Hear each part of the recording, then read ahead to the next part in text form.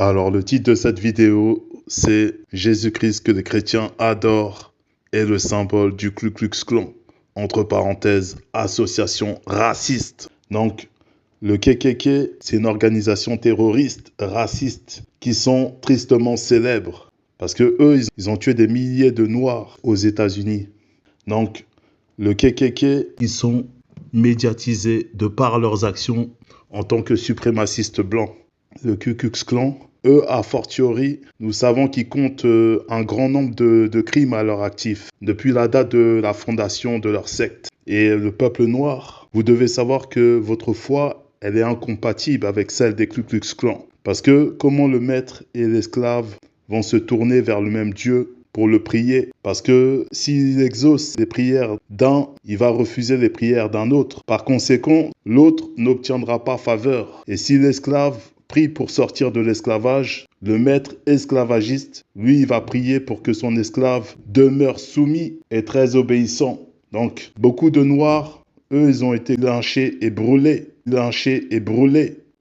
par des membres du Ku Klux Klan. Donc les hommes dans le Ku Klux Klan, eux, se nomment des Klansmen. Et les femmes, elles se nomment des Klanswomen. Donc eux, ils ont mal agi. Ils ont très très mal agi. Et les esclaves, les personnes opprimées par ces gens-là vont prier Jésus. Ils vont demander de ne pas être exécutés. Ils vont dire que Jésus sauve. Donc Jesus save. Donc Jésus sauve. Et ils vont dire que dans leur prière, ils vont dire Jésus sauve-moi de ces bandits. Donc, sauve-moi des Ku Klux Klan, sauve-moi des Klansmen, des Klanswomen, KKK. Donc, avant d'exécuter des milliers de Noirs, eux, ils priaient aussi Jésus-Christ. Les Ku Klux Klan, eux, ils priaient Jésus-Christ. Ils adoraient Jésus-Christ. C'est-à-dire qu'ils vénéraient le même Dieu que les victimes noires. Donc, le Noir va prier Jésus et il va expressément dire que Jésus est son sauveur, que Jésus va faire en sorte de le libérer des esclavagistes issus de cette organisation de malfaiteurs. Ku Klux Klan, autrement dit KKK, vous voyez que vous faites partie d'un système religieux incohérent. Vous avez mis votre foi en des syncrétismes religieux totalement illusoires. Vous avez une foi clairement inadmissible et à la fois inadéquate. Parce que l'oppresseur a le même Dieu que l'oppressé. L'oppresseur a le même Dieu que la victime. Donc, il prie le même Dieu que son oppresseur. Donc, les criminels du Ku Klux Klan, eux, ils adorent le même Dieu que les chrétiens. Et ils font des tueries, des massacres au nom de Jésus-Christ de Nazareth. Donc, c'est Jésus-Christ qui les inspire à faire le mal. Donc, les membres du Ku Klux Klan, autrement dit KKK, eux, ce sont des racistes. Ce sont des racistes. Et ils ont une idéologie raciste et extrémiste. Donc, ils manifestent la dictature dans leur comportement, dans leurs manifestations au quotidien. Ils sont contre des autres peuples. Donc, les criminels du Ku Klux Klan, comme on l'a dit, eux, ce sont des racistes. Et ils croient aussi à ce personnage qui se nomme Jésus-Christ. Donc les membres du Ku Klux Klan, eux, ils font des tueries, des massacres au nom de Jésus-Christ de Nazareth. Et ils sont racistes au nom de Jésus-Christ. Donc les criminels du Ku Klux Klan, eux, ils détestent les Noirs aussi au nom de Jésus-Christ. Donc les criminels du Ku Klux Klan, eux, ils croient en ce personnage de Jésus-Christ. Donc ils ont l'amour de ce personnage qui se nomme Jésus-Christ. Et vous devez savoir également que ce personnage de Jésus, son apparence ainsi que son nom, représente le symbole du Ku Klux Klan. Le nom de Jésus, c'est-à-dire son nom européen, va être le symbole de la suprématie blanche, parce que le nom représente un emblème. Votre croyance, a fortiori, elle est fondée sur des incohérences, sur l'irrationalité. Dans vos comportements, vous manifestez des comportements antilogiques, parce que votre foi, elle est mensongère. Elle ne délivre pas de l'oppresseur. C'est une foi qui se rallie plutôt à l'oppresseur. Donc l'oppresseur, le barbare, l'esclavagiste. Donc vous êtes délibérément enfermé dans un système contradictoire. Vous êtes prisonnier d'un gros mensonge issu du voile de l'oppresseur. Donc ils ont fabriqué ce faux sauveur blanc aux yeux bleus pour asservir et faire asseoir leur domination. C'est pour avoir le contrôle. Donc ils ont monté des récits affabulatoires. Donc les colonisateurs barbares, eux, à une certaine époque, ils sont allés en Afrique, dans ce que vous nommez l'Afrique, mais nous on sait que c'est Ouassé ancestral. Et ils sont allés là-bas pour voler des anciens parchemins, des anciens rouleaux sacrés, appartenant au peuple noir. Et par la suite, ils ont fait des collections de ces parchemins. Ils ont mélangé les mots de la vérité avec ceux du mensonge. Donc, ils ont fait un micmac des anciens parchemins ainsi que leurs récits affabulatoires, ainsi que leur mythologie, leur histoire farfelue, leurs histoires inventées pour fabriquer la Bible coloniale chrétienne qui fut ensuite falsifiée à maintes reprises. Donc au cours de l'histoire, plusieurs auteurs, eux, ils ont pris la Bible pour fabriquer la Bible coloniale des esclavagistes pour la modifier au fil de l'histoire. C'est pour ça qu'il y a plusieurs versions des Bibles, il y a plusieurs traductions et les passages ne sont pas les mêmes en fonction des auteurs, en fonction des traductions. Les passages changent constamment. Donc, cela n'a aucun sens de croire en un sauveur blanc qui porte un nom européen. Parce que ceux que vous nommez les leucodermes, les caucasiens, autrement dit aussi les non-noirs, ils agissent seulement dans leurs intérêts, pour leur enrichissement personnel. Ils agissent à des fins personnelles. En fait, ils s'en tapent de vous. Ils ont ramené un faux Dieu sauveur que une grande majorité du peuple noir ont accepté. Ils ont accepté un faux Dieu sauveur blanc aux yeux bleus qui porte un nom européen. Il est temps pour vous de sortir de cette machination. Donc les membres du KKK, du Ku Klux Klan, eux, ils prient Jésus, ils prient ce soi-disant sauveur qui se nomme Jésus pour faire leurs actions racistes et esclavagistes. Et eux, ils se basent sur un livre qui se nomme le Coran. Et ils se basent également sur la Bible classique, la Bible actuelle classique. Et au cours de l'histoire, il existe plusieurs versions des éditions du Coran. Donc, il y a plusieurs éditions en fonction des époques parce que leur idéologie change et leur idéologie se renforce. Ils vont agencer des idéologies afin de modeler leurs croyances racistes pour dominer. Donc, ils vont structurer leurs idéologies au fur et à mesure des temps, des circonstances, etc. Et c'est en cela que le Coran, qui est le livre de cette secte qui se nomme le Ku Klux Klan, eux, ils vont se conformer à ce livre qui évoque des idéologies racistes et esclavagistes. Donc, le livre sur lequel les membres du Ku Klux Klan se basent, il s'agit du Coran ainsi que de la Bible actuelle classique que les chrétiens utilisent également.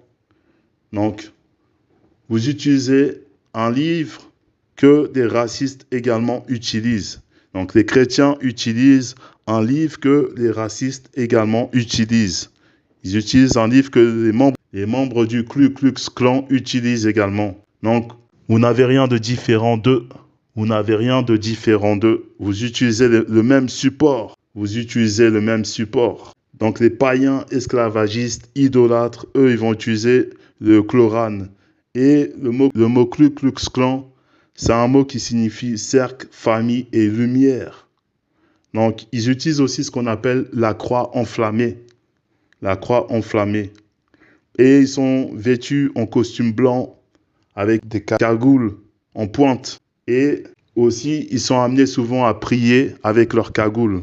Alors que la Bible condamne cela, la Bible interdit cela, parce qu'il est dit que celui qui prie ou qui prophétise la tête couverte déshonore son chef. Et pourtant, les membres du Ku Klux Klan qui se basent également sur la Bible, eux, ils font le contraire de ce que rapportent les Écritures bibliques. Donc, le Coran, il s'agit d'un livre religieux et politique à la fois. Et ce livre instruit les idéologies et les fondements racistes du Ku Klux Klan.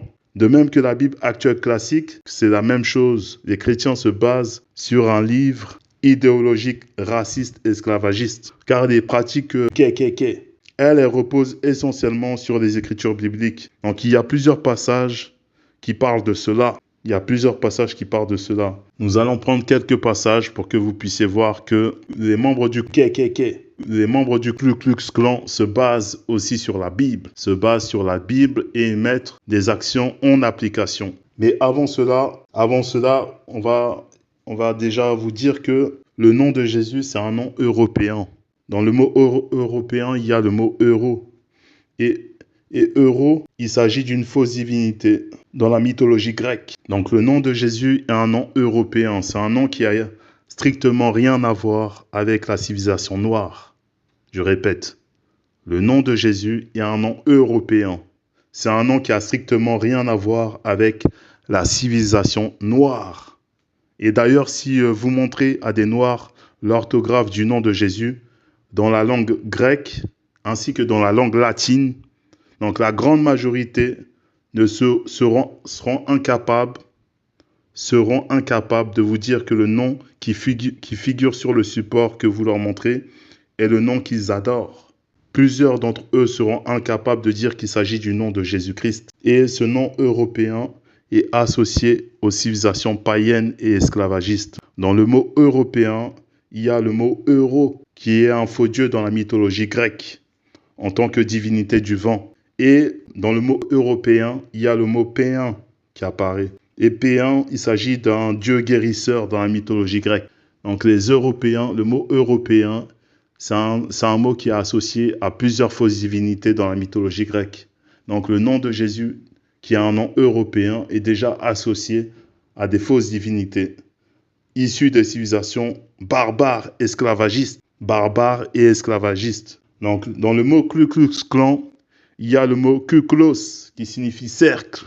Et Ku Klux Klan, c'est pour parler du cercle de famille en grec et dans la langue latine. Kilolux, c'est pour parler d'éclairement lumineux. Donc, Ku Klux Klan signifie cercle, famille et lumière. Cercle, famille et lumière.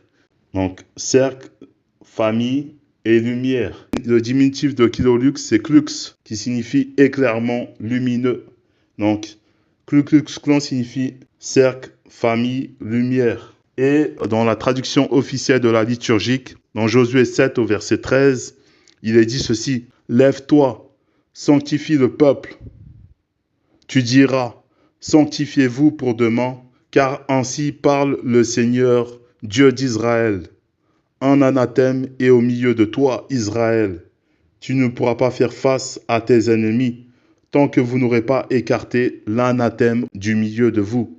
Car ainsi parle le Seigneur Dieu d'Israël. » Un anathème est au milieu de toi, Israël. Tu ne pourras pas faire face à tes ennemis, tant que vous n'aurez pas écarté l'anathème du milieu de vous. Et là, cette fois-ci, on va dans Josué 7 au verset 14. Dans la traduction Bible second 21, il est dit ceci: « Vous vous approcherez le matin par tribu, et la tribu que désignera l'Éternel s'approchera clan par clan. La tribu que désignera l'Éternel s'approchera clan par clan, c'est-à-dire Ku Klux Klan.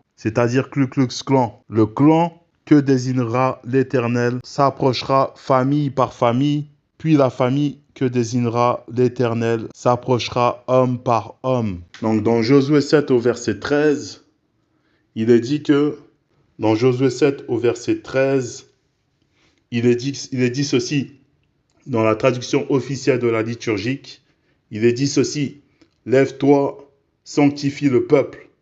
Tu diras, sanctifiez-vous pour demain. Sanctifiez-vous pour demain, car ainsi parle le Seigneur, Dieu d'Israël. Un anathème est au milieu de toi, Israël. Tu ne pourras pas faire face à tes ennemis, tant que vous n'aurez pas écarté l'anathème du milieu de vous.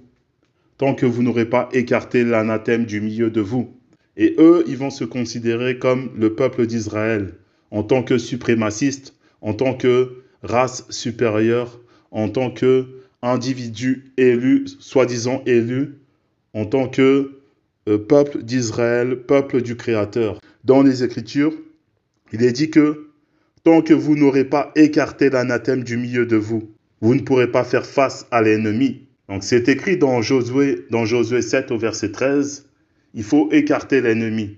On poursuit dans Josué 7 au verset 14, il est dit ceci: vous vous approcherez le matin par tribu, et la tribu que désignera l'Éternel s'approchera clan par clan, s'approchera clan par clan, c'est-à-dire Ku Klux Klan. Et le clan que désignera l'Éternel s'approchera famille par famille. Puis la famille que désignera l'Éternel s'approchera homme par homme. Et là, on poursuit, on va dans Josué 7 au verset 15. Dans la traduction officielle de la liturgique, il est dit ceci. Celui qui sera désigné comme anathème sera brûlé. Celui qui sera désigné comme anathème sera brûlé, lui et tout ce qui lui appartient, puisqu'il a transgressé l'alliance du Seigneur et commis en Israël un acte insensé. Et ça, c'est dans la traduction officielle de la liturgique, dans Josué 7 au verset 15. Donc là, dans ce passage-là, on vous dit que l'anathème, donc la personne maudite, sera brûlée. Et d'ailleurs, c'est ce que les membres du Ku Klux Klan font. Ils ont tué des milliers de Noirs.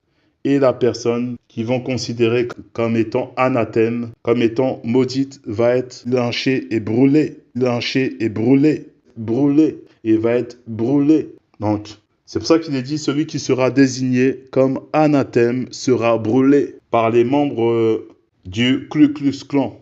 Donc, ils vont être assemblés clan par clan, famille par famille, pour manifester cette lumière.